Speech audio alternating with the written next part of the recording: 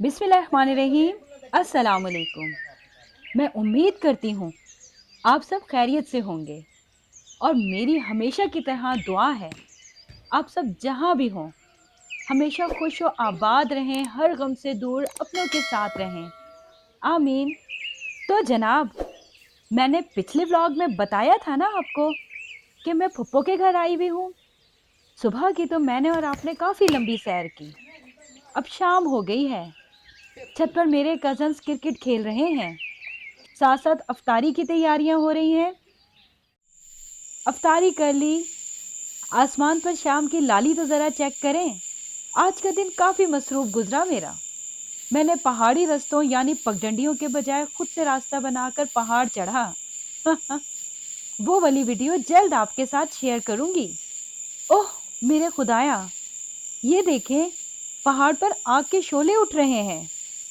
ये वही जगह है जहां मैं और आप सुबह गए थे। अब ये आग हादसाती तौर पर लगी या जानकर लगाई गई ये नहीं पता, पर ये आग हमारे घर के बिल्कुल पास लगी है और खतरा ये है कि कहीं हवा के जरिए इसके शोले उड़कर सूखी घास जो जमा कर रखी है उसमें आग ना भड़का दें।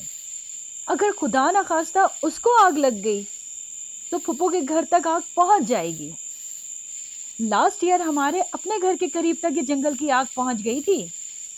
शुक्र है हमारे घर बच गए।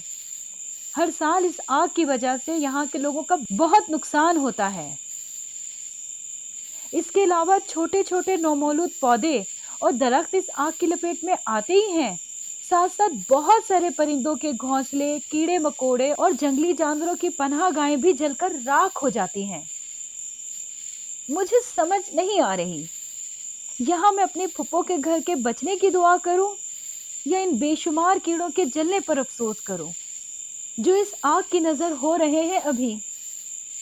ये कीड़े मकोड़े तो बहुत छोटे होते हैं और वो मासूम तो भाग भी नहीं सकते।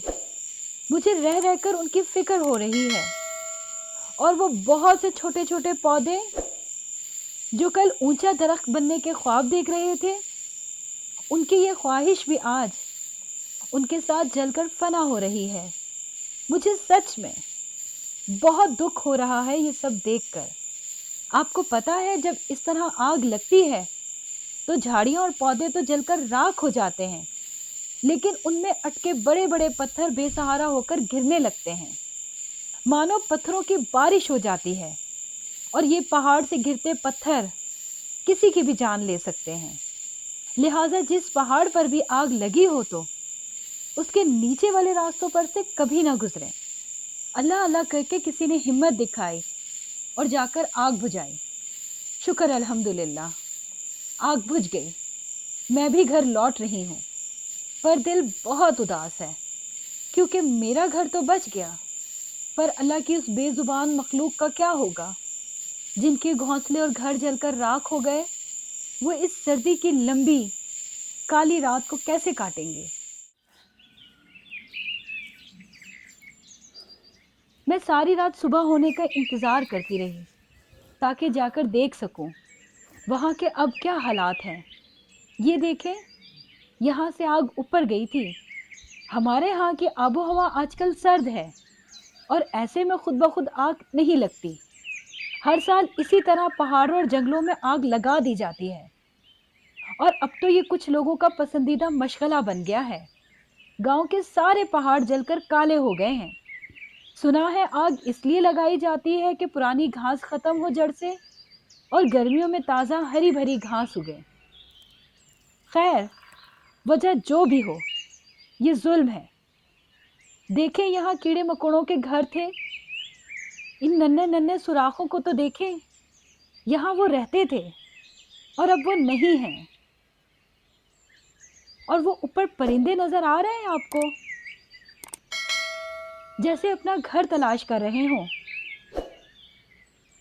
यहाँ के परिंदे कितने परेशान हैं इस वक्त, और इन बेघरों की तकलीफ मुझसे ज्यादा बेहतर कौन समझ सकता है। और जो जानवर, परिंदे और कीड़े मकोड़े रात में जलकर राख हुए वो अलग। अब यहाँ राख ही राख बच गई है। मेरे चप्पलों पर भी ये राख लग गई। जैसे मुझसे शिकवा कर रही हो कि मैं कल उन्हें बचा ना सकी।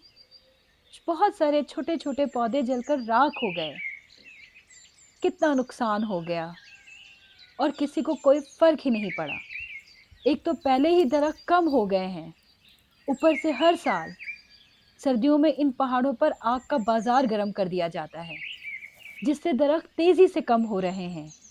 कुदरती या हादसाती तौर पर आग लगना अलग बात है, पर वो सब जो इन पहाड़ों पर खुद आग लगाते हैं और उसके पीछे उनकी वजह जो भी हो, वो प्लीज़ आइंदा ऐसा मत करें। इस तरह बहुत नुकसान हो रहा है। नौमौलूद पौधों के साथ-साथ बहुत सारे कीड़े-मकोड़े और जानवर इस आग की लपेट में आकर जान की बाजी हार जाते हैं। वो जल के राख हो जाते हैं और ये सच है, उनकी बदुआएँ भी अल्लाह के हुज़ूर पेश की जाती हैं।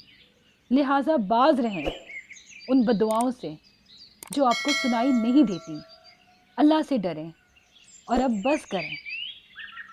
आप अपना ख़्याल रखिएगा और मुझे दुआ में याद रखिएगा। फिर मिलेंगे। अल्लाह हाफ़िज़।